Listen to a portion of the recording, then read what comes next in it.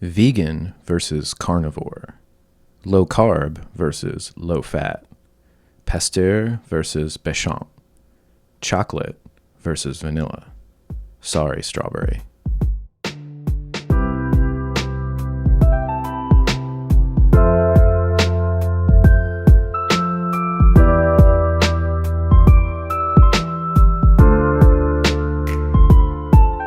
In showing the transient nature of health and attempts through nutrition to improve it, Kyle's first law lays a physiology-based groundwork for the stubborn persistence of warring diet factions. But why only two sides? Why not 3 or 5? The nuances of the literature could certainly support it. Why does the fight over carbs instantiate as a two-sided fight between low-carb, keto, carnivore on one side, and those that don't believe in restricting carbs on the other? In many ways, there are more and larger disagreements between a zero-carb proponent and someone on the higher end of low-carb, and yet they clearly see themselves as fellow travelers in opposition to those that think carbohydrate restriction is wrong-headed. The belief that carbs are bad, or that they become bad at relatively low amounts, is more of a unifying force than actual carbohydrate intake. A whole foods vegan diet likely shares more in material terms with a mostly but not entirely plant-based Mediterranean diet than with a junk food vegan diet, yet everyone knows where the battle lines are drawn. It is not the many similarities, but the few differences, that form the fissures between dietary cults.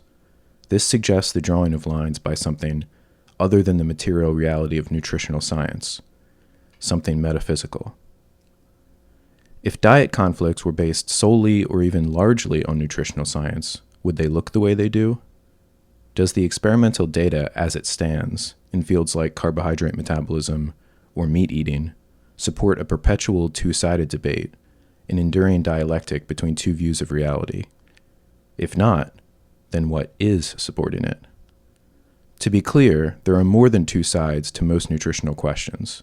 As stated before, there are several types of low-carb diets, and many levels between unrestricted animal consumption and veganism. Observing the influencer and content landscape, however, even before the internet, when these debates occurred through books and television, the dominant form for both creator and audience is oppositional dialectic. Someone making carefully worded arguments on the potential benefits and dangers of a diet will be rapidly overtaken by demagogues summoning up a fan base casting spells with words of power, usually in the form of attacking an opposition. This phenomenon is replicable from the level of overall message all the way down to construction of clickbait article titles and YouTube thumbnails. Polarization equals popularity, and polarity is a two-sided phenomenon. The Hegelian dialectic is a linguistic phenomenon in which a claim or paradigm, the thesis, is challenged by an oppositional antithesis, which is resolved through a synthesis.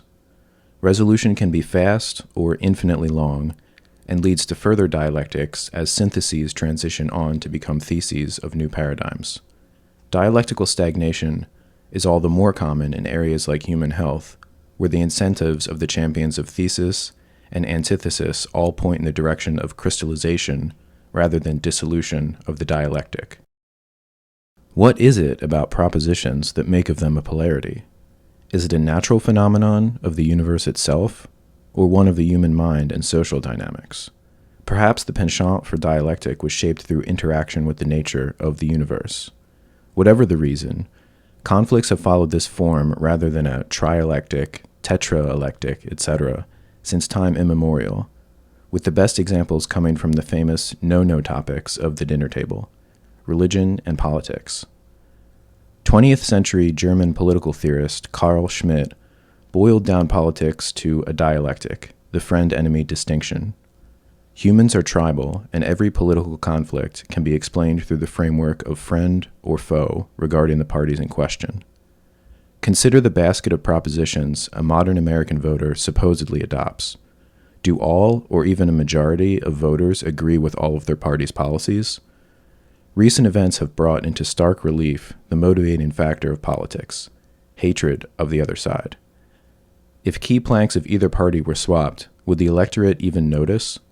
If the team of talking heads the news-consuming public have accepted as friend still issued the same vitriol at those they have designated as enemy, would anyone care what the fight was about? In fact, the political parties have already gone through major upheavals of ideology, academically referred to as party systems. The general consensus is that America is in the seventh party system, which began in 2016. These systems, while involving policy, are primarily about the demographics, both of voter and donor class, that politicians appeal to and set themselves against. In a bygone era, Protestant and Catholic, those religious proxies for ethnicity, used to be relevant power blocks. More recently, denizens of flyover country are pitted against coastalites, educated in today's church, the university. And what of religion? If a Protestant minister preached a Catholic message or vice versa, would the church attendees reject the teachings? Or are the teachings correct because of who says them? It's no secret that, historically, religious wars and political conflicts have cut along ethnic lines. It just so happened that the Slavic and Near Eastern Orthodox churches saw filioque one way, while Mediterranean and Anglo-Saxon Christendom saw it another. Western Christianity had a second schism when the Nordic nations broke from the Southern Vatican, a scriptural dispute that happened to coincide with acquisitions of property by Northwestern aristocrats and a shrugging off of Iberian and Mediterranean political hegemony. Tenets of faith appear to serve as thematic pretense for tribal struggles over land and resources. Your friends, those who share your faith, were related to you by blood, and your enemy of the heretical faith was of a different ancestry. Modern liberal politics and religion, which do not comport with ethnicity, can be seen historically as an aberration, likely to be a short-lived one. At any rate, the friend-enemy distinction is a macrocosm of the in-group preference seen in family and close relations, an extremely basic preference for those you share blood with on one side and those you don't on the other. All friend-enemy distinctions are built off of this scaffolding, as all higher desires are built on the scaffold of the desire for life. What does this have to do with modern dietary disputes?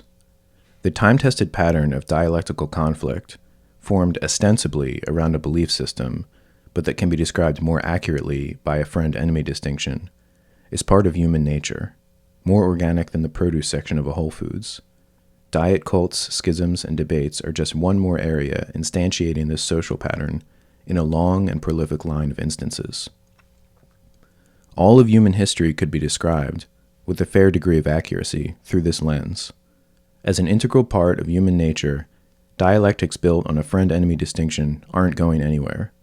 We must therefore work within and around them, and to do that, it is necessary to understand them. With the dialectical friend-enemy framework outlined, we next inquire into the nature of the dialectic generating dispute. As just mentioned, ethnicity is often codified and stylized via metaphysical aspects such as belief and ideology. Diet cults are not national disputes like these seminal dialectics, but rather miniature mimics of the form, much like sports ball fandom. If one studies historical dialectics, and the diet cults being here discussed, an aspect of them presents itself. Factional schisms are negative rather than positive. That is to say that friend-enemy disputes are formed on rejection or exclusion rather than acceptance or inclusion. Generally, a group within a group that rejects a sufficiently important tenet will become a new oppositional faction. What is it that makes a vegetarian? The consumption of plants or the exclusion of meat? Furthermore, is a vegan someone who eats more plants than a vegetarian, or rather is it someone who eats fewer animal foods? What makes a low-carber is likewise negative. It is the rejection of dietary carbohydrate rather than the inclusion of any non-carbohydrate foods. Followers of a carnivorous diet eat meat, yes, but so does everyone else except vegetarians. What makes a carnivore is not meat eating, but the exclusion of non-meat. One could have a diet of 99% vegetables and 1% meat and not be a vegan. They would not even be a vegetarian. And yet a vegan could consume no vegetables at all, their dietary moniker's namesake, and still be a vegan in good standing with bread, soy milk, etc. A ketogenic dieter may be farther in carbohydrate intake from someone on the higher end of low carb, yet he sees that person as friend rather than enemy relative to the wider dietary world because the low carb person has rejected carbohydrates on some level. They agree on the central religious tenet that carbs are bad. The difference between them is of degree rather than kind, about how much to reject carbs, not whether to reject them. There is another component indispensable to sustaining dialectical factions: passion. Passion is easily explained in religious and political sects, as their driving force is no less than the survival and thriving of the peoples comprising them. In our copy and pasted model system of diets, however, no such relatedness exists. We have seen that the diet cult is formed from exclusion rather than inclusion, but can a cult be formed from just any dietary exclusion? Is there something shared between successful dietary cults? Yeah, there is. The dietary exclusion, in order to induce passion, must be of a pleasurable food, or in Stefan Guillenet, a food with high reward value. The vegetarian is committed to excluding meat in large part because the meat eater enjoys it so well. Just so for those restricting sugar. Can anyone deny that the meat, dairy, sugar, bread and pasta, etc., that the most popular dietary cults exclude are highly rewarding, pleasurable foods? Imagine a diet centered on the exclusion of thickening gums or vegetable oils, inspiring the passion of the current cults. Internet influencers who flip from veganism to meat eating are not experiencing a data-driven paradigm shift, but rather a religious ecstasy. They have apostatized themselves from a repressive faith and are engaging in a revelatory carnival, but in reverse, a goodbye to meat restriction. The scientific jargon with which they justify this shift is post hoc rationalization for a sea change of the heart. In this way, carnivores and vegans, low carb and low fat, are two sides of a sycophantic coin, each claiming that their gustatory sacrifice more pleases God. Like Old Testament tribes, meeting on the field of battle, diet cults make burnt offerings of their restrictions. Ascetic denial of sweetness or of meat is an attempt at purchasing a pious and even spiritual health through the sacrifice of an earthly pleasure. It is common for adherents of restrictive diets to speak in spiritual or religious terms about their practice and its effects. For medicine to be effective, it must taste bad, and for a health offering to be pleasing to God, the sacrificed food must taste good. What happens in the absence of a sufficiently powerful hedonic sacrifice? We have the modern example of the Paleo diet and a rather older one of Macrobiotic. On their face, both of these diets seem to make sense as paradigms. Paleo uses a framework of evolutionary biology, whereas Macrobiotic draws on principles of traditional Chinese medicine. Both exclude things, but their restrictions aren't the core of their dietary philosophies, in the same way as meat restriction is for vegetarianism or carb restriction for low carb. Instead of a simple rule like don't eat animal foods, Macrobiotic is mostly vegetarian but allows fish, emphasizes grains and soups, frowns on many sweet fruits but allows rice syrup, and so on. Paleo is often conflated with low carb because so many non-paleo foods are carbohydrates, but one could eat a high carbohydrate diet and be well within the paleo paradigm as officially stated. These diets have adherents, especially paleo in the early 21st century, but have never broken through into the mainstream like vegetarianism and low carb. What instead happened is that Macrobiotic perpetually exists as a quirky offshoot of vegetarianism, practiced by socks and sandals types you see in health food stores with their European hair and a Chinese queue. An even more interesting thing happened with paleo, where it was poised to hit the mainstream in the early YouTube age, but was torn apart by the carbohydrate question.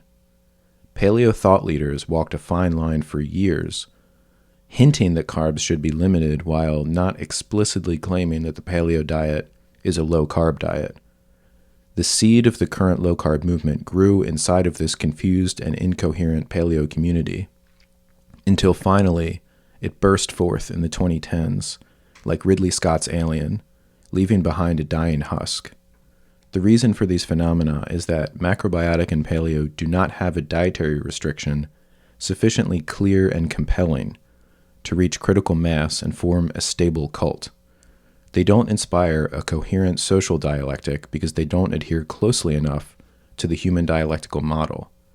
All of the education and outreach done by early paleo proponents was taken by the low-carb movement in a coup similar to the Protestant Reformation, where criticisms of the Catholic Church were captured by the reformers, leaving atheists, deists, and other skeptics behind in a state of irrelevancy.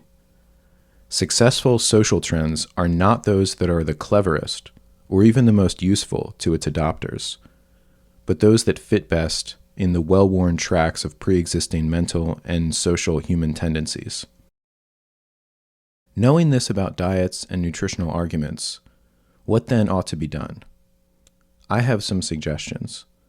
One is that if you are following a particular diet, try changing one thing. This is an all-or-nothing challenge, where the question is whether you feel like you are now doing nothing at all, diet-wise, by simply altering a small aspect of your regimen. Adding dairy or eggs to a vegan diet, for example, or some starches to low-carb. Of course, this does take one, strictly speaking, off of the diet, but the point is to expose to yourself how your brain processes and justifies your dietary adherence. If by changing only 5% of what you're doing, you feel like you lose 100% of the sense that you are doing anything at all, then is your diet really about the practical components, or are you instead engaging in cult partisanship?